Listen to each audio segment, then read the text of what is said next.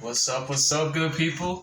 It's your boy Three Stacks in this thing, baby, representing Team Kings of Games. And today, I'm coming at you with an update very soon on Rika Avalon. I haven't been to locals in like almost 2 months. Like I told you guys in other videos, I really have been like very fixated on my music. Like ever since we got this second studio that's like 10 minutes away from me at one of my best friend's house. I'm in there like swimwear. Like I spend so much time in it. Like I said, I will be focusing more on the channel and putting more time and investing more just into Yu-Gi-Oh in general. So I'm just there's not really a good balance. It's like you do one or the other, but like when I get in that zone, I'm so focused and I'm so passionate about it that like everything goes on the back burner until I finish the projects I need to finish because I really need my EP and my mixtape to be done.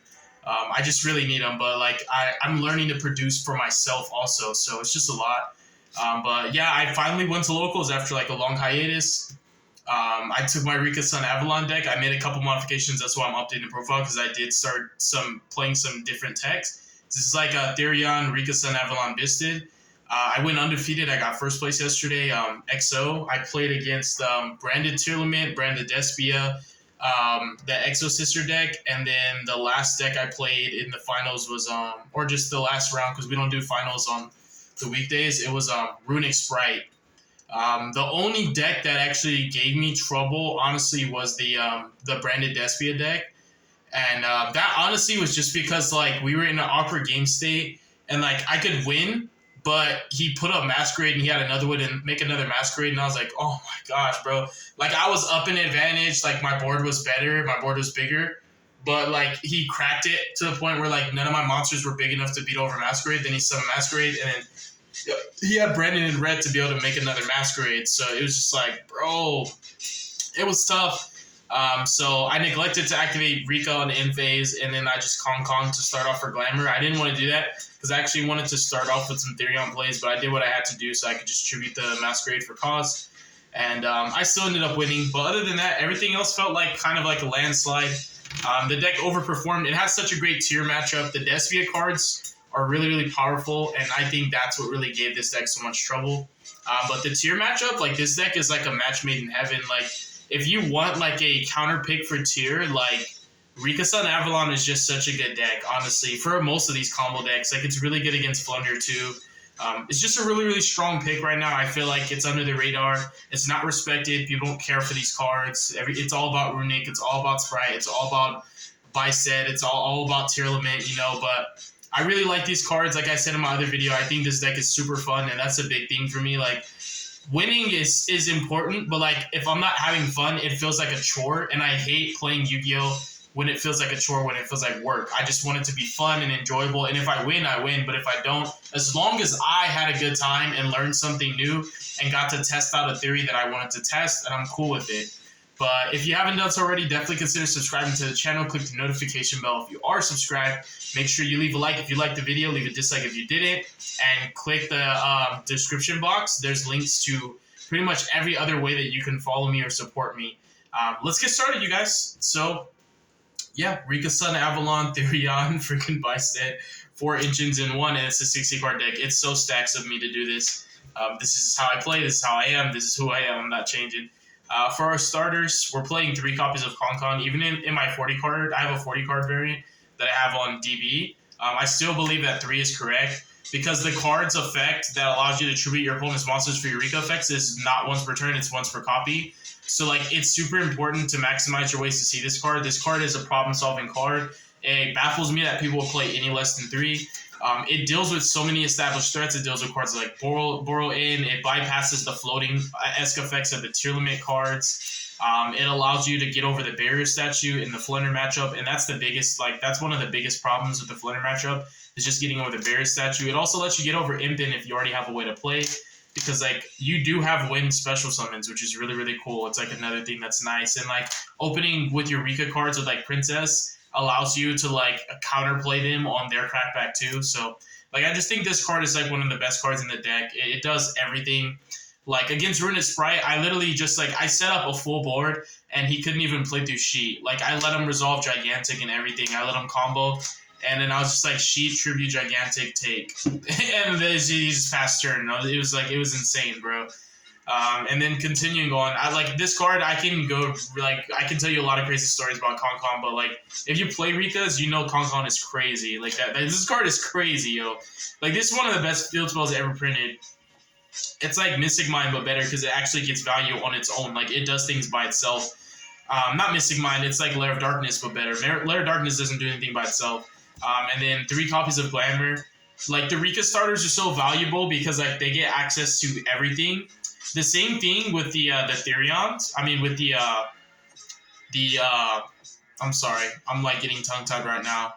With the SUNAVALON portion of the deck, I play the 3 Unexpected Dies. I play the 3 Seeds. I do play the 1-for-1. Like, summoning Loki without your normal summon is like how you get to the full Naturia Bamboo combo that I have post-sighting. I have a lock with the Naturia cards with Rose Whip and Bamboo Shoot. If you combo without your normal summon, you can special summon out Naturia Rose Whip off of your Jasmine, and then search Bamboo off Jasmine's other effect, and then tribute summon for Bamboo. And like your inboard has like your opponent can't activate spells and traps, plus everything that you already do with your combo. So it's like super powerful.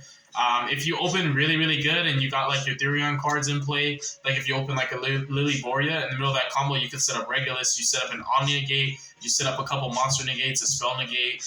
Like it's just crazy. It's honestly it's very, very overpowered, and like even if your opponent spear molds, like they're still gonna have to play through Double Trap plus Princess Engrave, which like if one of the cards you tribute is Strina, it's even better because you can just summon out Princess. I mean you summon out Queen. So yeah, like this deck's just so resilient. The engine's very consistent, is very powerful. I think it counterplays a lot of counterplay that exists right now, and there's not a lot of like optimal ways to break the board with conventional board breakers and conventional staples. There's just a lot of stuff that doesn't work against this deck. It's not easy to hand trap. It plays through Nibiru consistently. It plays through high impacts. Like if you open the Therions and Princess access, you're already playing through 2 hand traps with your engine, and your opponent literally has to have a 3rd to even be able to hand trap you. So this is one of the decks that makes you feel like you just shouldn't play hand traps because you have to open like 3 to 4 consistently against this deck. And then when it comes to like Dark Ruler, this Dark Ruler and Drop List just don't work. Super Poly never works, and I never make a board that can be hit by Super Poly. And then Lava Golem and Spear Mode really don't do that much either because you don't really end with crazy boards all the time.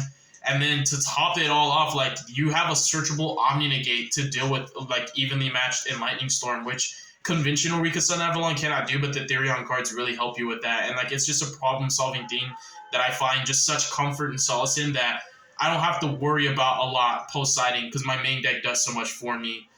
For the rest of the starters, I'm playing the 3 Petal, the 3 Moodown, and then the 1 Lone Fire. Lone Fire comes up just in sequences where like your first Dryas gets stopped, and you can Jasmine summon out Lone Fire, and then Lone Fire tribute Jasmine, bring out another Loki, and then Dryas again. That's why I play 3 Dryas. It's super convenient. It's really important. I just think like this is just like a must-have. Like it's an okay starter. It's not terrible to draw, but like it's there just for that situation. When that scenario comes up, you definitely need it. It's just really, really good. So this is all the starters. I believe it should be like 20 starters if I'm not mistaken. But even just like random hands, I've found like random hands where like I don't even have access to starters, but like I have a plant engrave with the Therion, like Lily Borea, and I like BYSTIAL in my opponent or I Nibiru'd my opponent, and I can just randomly put 2 plants on the field and then just Jasmine tribute off a monster like a Druid Worm and just like send something. Like it's crazy. Like you can summon Moodown to go Moodown 1 and Druid Worm 2 to send, and it's just crazy. Like it really is. Like the starters are just so so powerful. This deck is just so consistent. They're all good in their own regard, and all of your starters can also act as extenders in most cases, in most scenarios. And because every single one of these cards accesses Concon in one way, shape, or form, these also enable you to break boards on the crackback and just consistently pressure. And as long as you're tributing for costs, you just don't care about floaters. This deck can play under Shifter. It can play. It plays under and through a lot. It's not given enough credit. It's a very, very good deck, and it's super fun. So that's it for the starters. Next, honestly, my favorite part of the deck, it really is the Therion cards. I think these cards are insane. These are also undervalued. Like, Therions are just not really being played in anything right now. And I just find, like, in a plant deck, the Therion cards work the best because Lily Borea is the best Therion monster, hands down, because she accesses the entire deck. And it's just, like, really, really sick what you can do with these. These allow you to beat Nip, even though Nip's not that popular. It's just the fact. I mean, your deck also doesn't really care about hand traps in general, especially not by sets. But also going second, like this pressures boards because like if your opponent has interruptions, this forces one way, shape, or another. Because like if you Lily Boria and they don't negate it, then they have to negate this Coliseum or they have to negate Regulus. They can't just let Regulus hit the field. So Lily Boria is insane. She's better to draw than any other Therion card. She's a plant extender. She's a level 8. She's searchable off Glamour. You can get Glamour and Snowdrop Fairy. She's insane. She's a +1 every single turn. You just summon her, and whatever you equip, you send it for cost. She's literally a free body that pays for itself. She's a beat stick. And on your crackback, like even if you do like a follow-up play like that I like to do with like Lily Boria searching for Disc Coliseum, next turn, whatever Therion you added, whether it was Bull or Regulus, you can summon them by equipping her and then just use them like to get her effect. And it works vice versa. Like I've literally gone Strinda to add back Lily Boria for my crackback, so that way like I can just activate Lily Boria and target any of my Therions in grave like Bull or Regulus, and she just gets their effect and she can still keep cycling through my engine and just keep out grinding my opponent. Like this deck like infinitely grinds, and then it just grinds through so much, and every card pluses so much, and it has incremental value that snowballs, and like each card has impact in regards that like it allows you to play past turn 1. Like everything this deck does is like making a board and setting up to make a board on the follow-up every single time. So your cards get replaced, your boards get remade, and the Therion cards are just an emphasis on something that's already so good. There's just too much. Like I can't overhype these cards enough. These are MVP. These are insane. They're absolutely disgusting. Every time I Loki combo, I search this off Jasmine, and then I special summon Petal off of Jasmine, and then I just Petal for Mudan, because most of the time I do not summon Queen turn 1. I like to use Queen as more of a crackback card, so I don't make rank 8s turn 1. I don't. I typically end on Strinda with Princess Engrave, and like 2 traps being the Therion trap and the Rika trap with Kong up, and like maybe Bengal Lancer. Sometimes I don't even make Bengal Lancer. Sometimes I really just don't commit too much, because like just having the 2 traps with the fill spell, as crazy as it sounds, it's enough in a lot of matchups. Like the tribute their monster, take their monster, tribute their monster for cost, take their monster is cracked against like every combo deck. And then the Therion trap, just banishing, non-targeting, banish a monster, is also insane. And like those also are good in like every matchup right now that's not like trap decks. Like every combo deck is just gonna like hard lose to just the Therion Cross and the Rika Sheet. And then you still have like Princess plus Strinda. Like that's 4 interruptions that all come at different points of interaction that if they're timed correctly, like I said, when I played against Riddick Sprite, he literally folded to just Sheet. Like just Sheet, and he opened like insane too. Like he had runic cards, like he popped my Bengal Lancer. My board wasn't that crazy, but it was like Bengal Lancer with Princess Strinda, double trap and Lily Boria, and he cleared the Bengal Lancer. He did some stuff. I let him combo, and then I just flipped Sheet, and it was just like, come on, bro, like stop playing. For another extender, because this is the extender portion of the profile, I do play 3 Princess. Even if I was playing 40, I'd play 3. This card is just insane, going first and going second. Like, it might not negate and destroy, but with the fill split up, it says tribute your opponent's monster to negate your opponent's monster. That's literally what it says. And if that's not broken, I literally don't know what broken is. Like, going second, that's where, like, this card sometimes has higher value. Because, like, you can tribute... Like, I tributed a Mirror Jade to negate the effect of Rune Kalos. Like, you have to think about that. I tributed Mirror Jade for cost to negate Rune Kalos. So I dealt with 2 huge problematic monsters. Like... dealt with both of them just off of Princess in the middle of me comboing. He tried to interact with me, and I was like, tribute, negate, shuffle back. Card is just stupid good. Princess is insane. Like, she really is that good. She protects your combos. She's like 3 more called by the Graves, and then going second with the field spell, she's just disgusting. Like, this deck's engine is so good playing in an established board. It sometimes doesn't even feel fair. And I play 2 Primula. I play 1 Snowdrop. This is the least used of all of the Rikas. I seldom use this. Like, this and Dance Peony are like my backup plans. Like, if I have got interrupted so much, like, these are normally like the last cards I want to use is this and Dance Peony.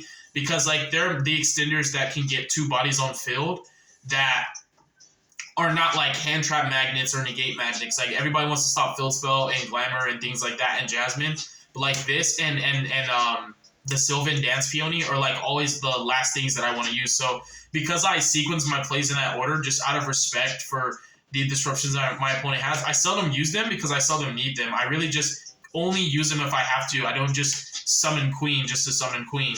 Because most of the time, I don't need Queen. Queen is like one of the last cards I bring out, and I normally use it on Crackback if my opponent has a board and I just need to start clearing their cards again.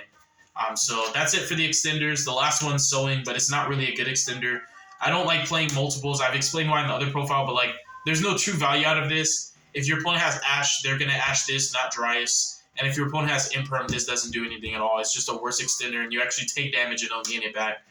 So I just don't like this card that much at more than one. And now for my going second cards, I play a lot. I play 3 copies of Magnamut. I play 3 copies of Druid's Worm. So these were like better than Ghost Spells to me. And I cut down on like Effect Veiler and another card.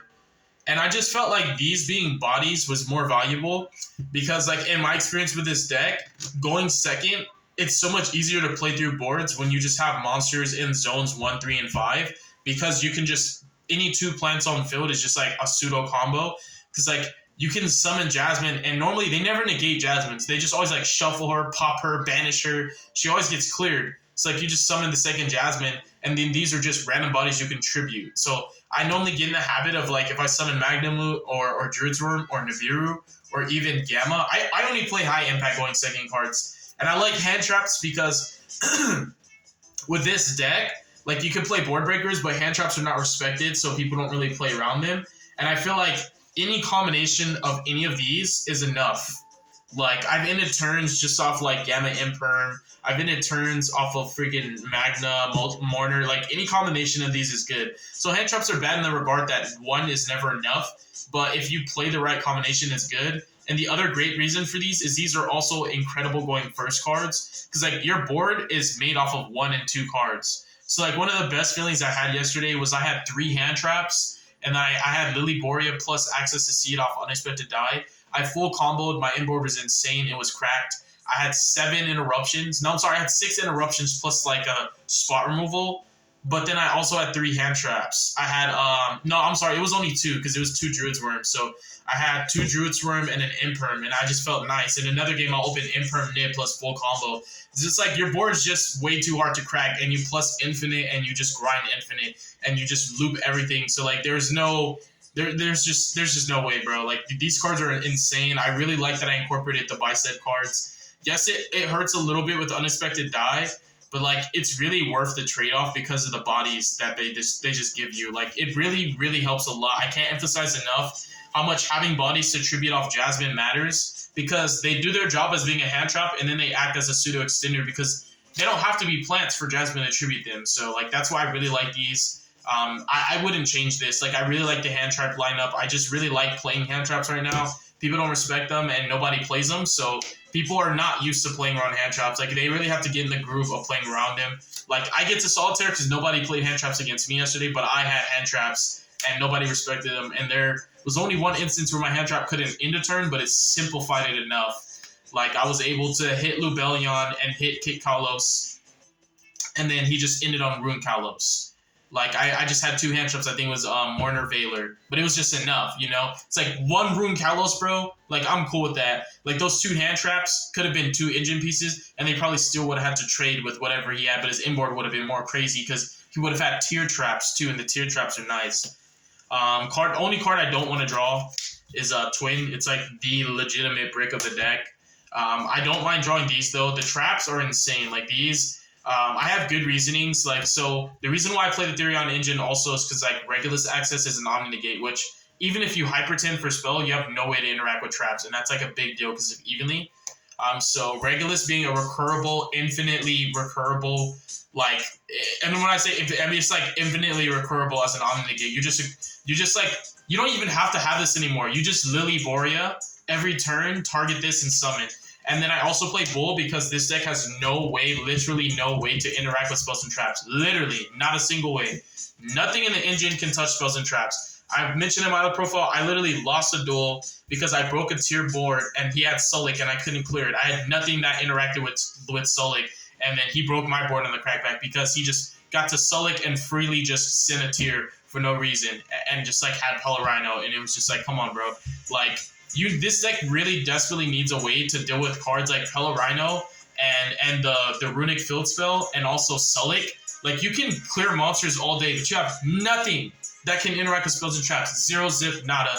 And so there's no reason that I could find to not justify playing the Therion cards, because Bull is searchable in a plethora of ways. Like, you don't get plant locked unless you activate Concon's effect or Petal. Like, I'm always able to consistently use my Therion cards without any conflicting. Like, if I have to start with the Rika card, that means my hand was only Rika stuff. So I wasn't going to get to my Therions anyways. Like, I mainly get to my Therions off of the SUNAVALON combo, because if I'm searching Lily Borea and Snowdrop off my Rikas, that means Lily Borea is still an interruption. That's another good reason why I play Cross, because like if I'm ever plant locked, Lily Borea is still an interruption because she could search Cross. And she's also follow-up because like if she doesn't die, or even if she does die, I can add her back off Strina. But if she doesn't die, she just gets Disc Coliseum, which gets Regulus. And like, you can recur Lily Borea because she's a plant, so you just every turn use her to either target Regulus or Bull and just search, pop, and then just Disc Coliseum, add back, and you just plus infinite, you just outgrind back rows, you just outgrind your opponent with resources with just consistently clearing fields, spot removal, negates every time. It's so good. Like, if Lily Borea added from the graveyard or the deck, she'd just be the most disgusting card in this deck, because like you just recur these, like, oh my god, like they're so good, so busted. Sheet, best trap in the deck, but I wouldn't sleep on Cross, mainly because Cross just banishes, and banishing is just insane right now. So I do not regret these. These three cards are absolutely worth it. These are MVPs. The Therion cards overperform the most for me. I really love them. It's like my favorite part of the deck is the Therion stuff. And I really like the buy sets too. I'm playing 3 copies of Dryas, 1 Thrasher, 1 Healer. I sometimes want another healer. I barely use Thrasher. I'm just thinking about playing just 2 healer and just like healer twice, you know. And then I believe firmly that you need to play 2 Jasmine. Even if you're playing a control variant, Jasmine is just too good. She's better than Isolde. Dance Peony, I've never summoned this yesterday because, again, people just are not on hand traps, but it's like a really good contingency plan. It's like a Call by the Grave that's always in your hand because it's an extra deck card. Melius, Bingle Lancer. I summoned Bingle Lancer like, I think twice. Yeah, I literally summoned it twice. Once was because I just needed to put Mirror Jade back in the extra deck so she wouldn't like... Actually, both the times I summoned it... No. I summoned it 3 times. I summoned it twice against the Despia branded. I mean the branded tier element, and then I summoned it also against Runic Sprite. But it got hit by that Runic card that pops anyways.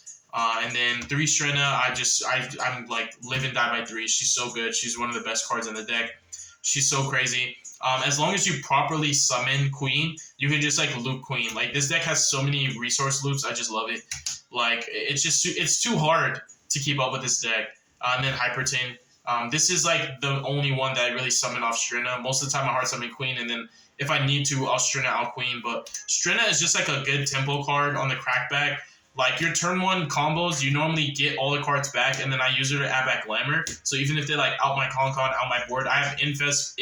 Like, worst case, I have Inface Petal plus Glamour and Lily Borea in hand. So that's 3 forms of follow-up. All of them are high quality too, high impact. So yeah, that's the deck profile. Really hope you guys enjoyed it. I opened my OTSs, but I didn't really pull anything good. I didn't really get anything at all. And my other packs that weren't OTS, I traded them in for store credit so I can try and get some BYSTIAL Lubellions for my Dragon Maid deck, which is almost done because I got all the super BYSTIAL monsters, but I still don't have the 3 Lubellion. But I have the spells and traps and all the super rare BYSTIAL monsters. So I'm almost done with my Dragon Maid deck, and I will be showing that profile very soon to you as soon as I get my Lubellions. God bless you. Make good choices. Don't hurt your brain cells. Stay tuned for future content. Y'all have a beautiful day. All right? Peace.